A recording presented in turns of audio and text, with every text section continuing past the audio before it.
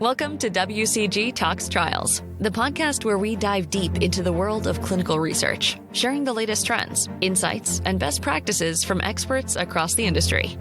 In each episode of WCG Talks Trials, we'll explore a different area of the clinical trial industry, while featuring a diverse range of clinical research and medical professionals. If you're passionate about advancing clinical research, improving patient outcomes, and driving healthcare forward, then WCG Talks Trials is the right podcast for you. We are so glad you could join us today. Hi, everyone. I'm Dawn Sauro, the Chief Growth Officer at WCG, and I'm thrilled to be your host for today's episode on the topic of overcoming common enrollment challenges in clinical trials. Before we dive in, let me remind you to subscribe to our podcast and follow us on your favorite listening platforms like Apple Podcasts and Spotify so you never miss an episode of WCG Talks Trials. We are joined today by two WCG experts, Jamie Harper and Tyler Bai. Thank you both so much for joining us today. Before we get started on today's interesting topic, we would like to start all of our podcasts off by getting to know our guests a little bit more.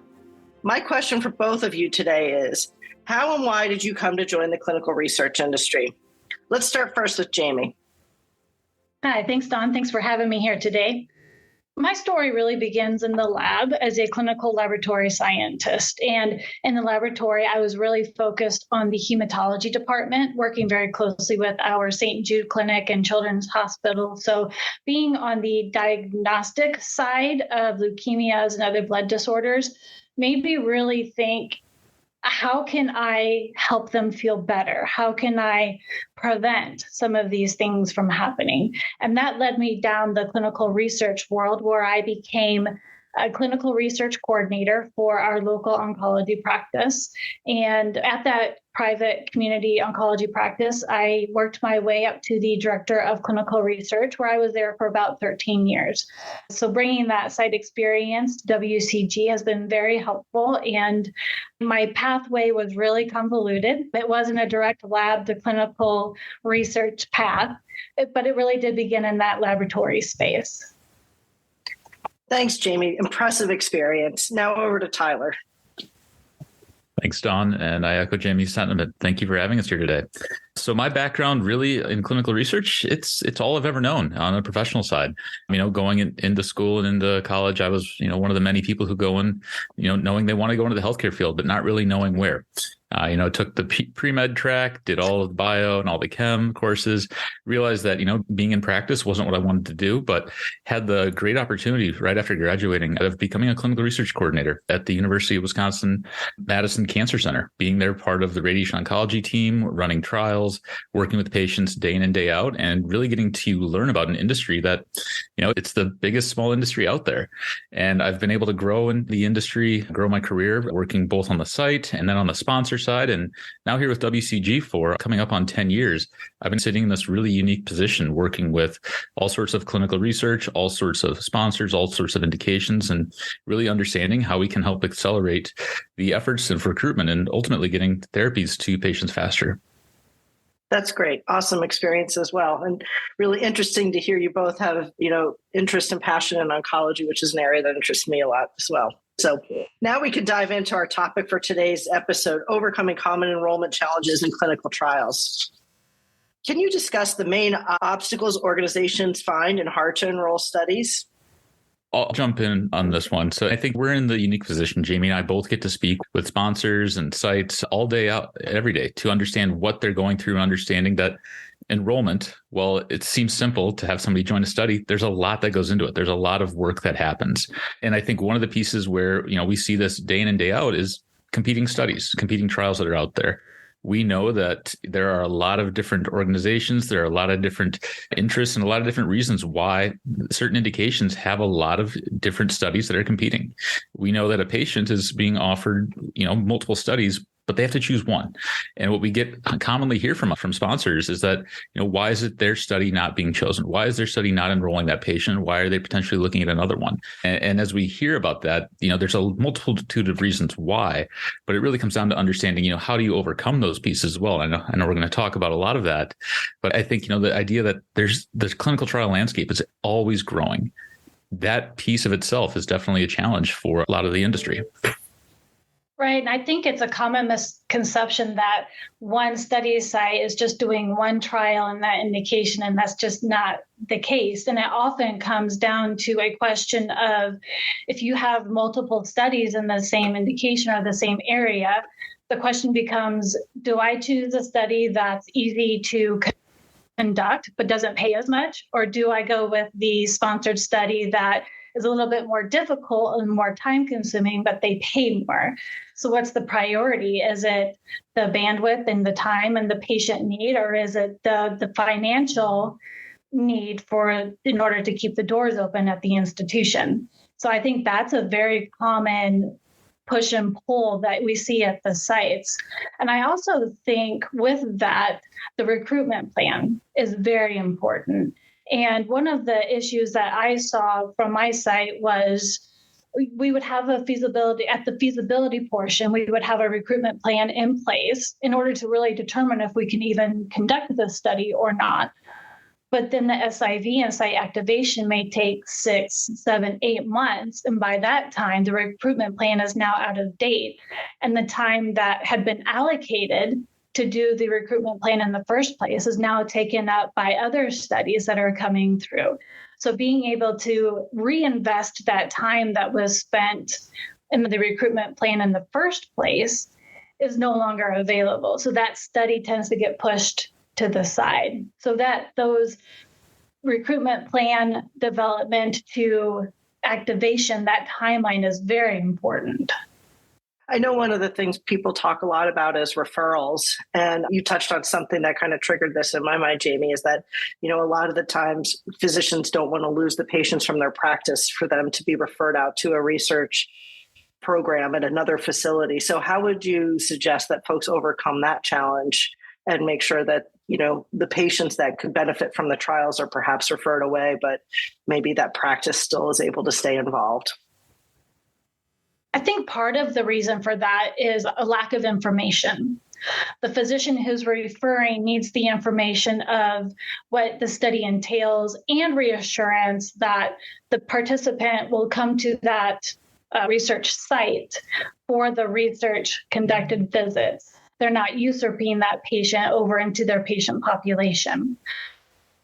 So I think giving the information about what the clinical trial really entails and really developing those relationships and partnerships and collaborations to build that trust between the physicians is important as well. Yeah, and if I can add on to that, I think something when you talk about, referral physician networking, it's one thing to present the study to another physician, another doctor and say, hey, there's this study available. But that oftentimes can be forgotten. That can be forgotten in just the daily commotion of patient care. So in some cases, it does take, the investigator site or that coordinator multiple attempts to, Jamie, as you said, build that trust, build that relationship. It's an ongoing effort. It's not just a one time we're going to make you aware of this. It is an ongoing check-in. It's building that relationship because, that's really what networking is at the end of the day. Mm-hmm. So shifting gears a little bit and thinking about recruiting and diverse populations, and it's kind of along the same lines of what we're looking for because sponsors are looking for more diverse populations. So that's driving them to put the pressure on the sites to find that. What do you think some of the best practices are for recruiting those diverse populations that our sponsors are looking for? So this is a great topic in the industry. There's a few really key areas I think that we can think about, for diverse population recruiting or reaching an underserved population. I would break it down to 3 main areas. So you have, the protocol development, you have the site selection, and then you also have just the recruitment outreach efforts and how you're actually reaching that audience. And I think you really have to look at each of those individually to understand they all kind of build off of each other. But when you need to, bring research to the real world population, starting with the protocol development and how it's written to identify and recruit individuals is a key piece. We all know that in clinical research, the protocol defines who we can recruit, who we can bring into the study. So if the study doesn't have parameters around it of saying we need to represent a real world population, right there, you're already presented with a new challenge just from the protocol development. I agree that protocol development is critically important. And having voices that represent the community as part of that protocol development is going to be key. every population is different. They have different recruitment pathways. They have different levels of trust within the community. So it's not a one size fits all. So having that participant voice, having that community voice from the very beginning will help mitigate and prevent any issues in recruitment down the line. Yeah. And as we're thinking then about, the trust piece, I'll call on a phrase that Steve Smith at WCG says, the trust bearers in the community. This is a huge issue, I think, in research where there needs to be new investigators. We know that the investigator pool is small and there's always new ones coming into research, but they need to have that connection with their community. And if we can have a trust bearer become an investigator and start that clinical research process with that population already around them, that's definitely a way that we can increase the ability to bring research to the populations that really need it. Great. We've recently done a number of site surveys and gathered feedback at WCG. And some of the biggest pain points that we've heard from the sites are about staffing challenges, which I think is something that we've been talking about for a number of years now since the pandemic started. And also the increasing level of complexity that's brought to the sites with all the various technologies. I think we're all trying to help sites with technology, but we're hearing from the sites that technology and it is sometimes becoming a challenge for them because everybody does it a little bit different. So wondering your thoughts on those two topics. I know with the shrinking number of investigators and the increasing number of clinical trials, staffing and bandwidth is a consistent topic. And I think one of the things that I think we need to understand is that clinical research is time consuming. And what I think some sponsors may not realize is that there's a lot that happens that in between study visits. They're not points in time. It is a continuous process. It is a continuous pathway in order to have that participant from recruitment identification all the way through to study completion. So it's these little nuances that each site may have in order to continue that pull through from the patient that may not get recognized in the study budget or just in the complexity of what a trial entails at the site. And that really does contribute to the staffing issues at sites, are those little nuanced in between visits, time consuming tasks that are required. And technology, I think it's really twofold. It's technology for the research site in being able to navigate all the different technologies and portals and systems that are used for each individual clinical trial, but then also on the patient side. The patients also have to deal with that as well. And looking at smart technology and smartphones, and are they even able to have internet access? Do they have the high-speed internet that's required to run this device? Are they knowledgeable about the technology? So it really is twofold on the research site and the participants involved in those clinical trials that require that high technology. And with high technology also comes high touch for those reasons. Yeah, I live in the product world, so the technology piece there is really true to my heart and what we're doing. I think, we live in an evolving industry, right? I mean, this is what clinical research has done over the years. That's the goal, is to evolve and change. With that has come a lot of new tech, a lot of new players in the industry. And, one of the things I think that makes things more complex is sometimes it feels like it's tech for the sake of tech. That doesn't really solve problems. And at the end of the day, I like to try to bring everything in research back to the whole keep it simple process. We are identifying someone, we're bringing them to the study. We need to get them treated. We need to collect the information. If the technologies at the site and for the patient aren't actually meeting those goals, then we've overlooked some of the key pieces that actually are needed for research to continue. But yeah, as Jamie said, with technology, it's a high touch area, because you think of the concept of an e-diary, of somebody filling out questionnaires, during the course of enrollment and through the study. If you miss one of those, you might miss that notification on your phone or on your device. It may take a phone call from that coordinator to help you follow up with that. And that's where I think with technology, there still needs to be that human element, that piece that actually brings everything back together. And as you're thinking about the technology that's going on, it needs to embolden the relationship between the site and the patient, because that patient and the site, it's a reciprocal relationship where they're both putting time and effort into this. It needs to be well understood on both parties, what their obligations are, what they need to do, and what really is defined as success for participation in the study.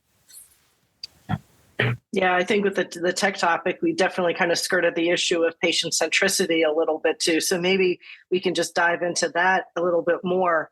It's a common used buzzword in the industry, but, we talk on the tech piece of it. But what other advice would you give to sponsors to run better trials and to, design better protocols that are more patient friendly, let's say? I think Tyler really hit on it in a previous question on that protocol development and using a patient advisory board for those protocols. Not only will that contribute to the patient voice, the community voice, it will help the protocol be more friendly for those who are willing to participate in the clinical trial. But I also think we need to think about the difficulty on the physicians, and they have the same stress as the research site and the patients do. So I think it is twofold, again, where we need to focus on the patients, make sure it's easy for the patients. We're not adding undue burden by high tech, high visits, things that may not be necessary, and also the physician as well, and trying to meet all of these stringent FDA requirements, the regulations and everything they have to go through in order to get the patient enrolled. So how do we make it easy for both parties to conduct clinical trials? And if I can add on, just being patient focused and participant focused, I think one of the key things that needs to happen, and it goes back to protocol design. It goes back to really the site interaction with that participant. Joining a study is a choice. I mean, that is very much a choice on the participant and oftentimes on their family for them to join that study versus other healthcare options. The study itself, that is an offer that's being presented to the subject. It needs to align with their motivations. And I think keeping that in mind of what is that subject's motivation for joining that study, for being part of that study, for staying in through the duration of that study, that needs to be kept top of mind at the site and even at the sponsor side through the protocol development and execution. If we're not keeping in mind why that subject has joined the study, you lose sight of really what it means to have that individual and their family being part of that healthcare journey in clinical research. Well, I think we'll wrap it up here. Thank you so much to Jamie and Tyler for joining us today on this episode of WCG Talks Trials. And thank you to our listeners for tuning in. We hope you found this episode insightful and that you'll join us for future episodes of WCG Talks Trials. Bye for now. Thank you for joining us for this episode of WCG Talks Trials. Don't forget to subscribe to this podcast on your preferred listening platform as we continue to explore different areas of the clinical research industry. As always, we encourage you to join in the conversation. Feel free to reach out to us if you have any questions, comments, or suggestions for future topics you'd like to hear on the show by visiting us at wcgclinical.com/podcast.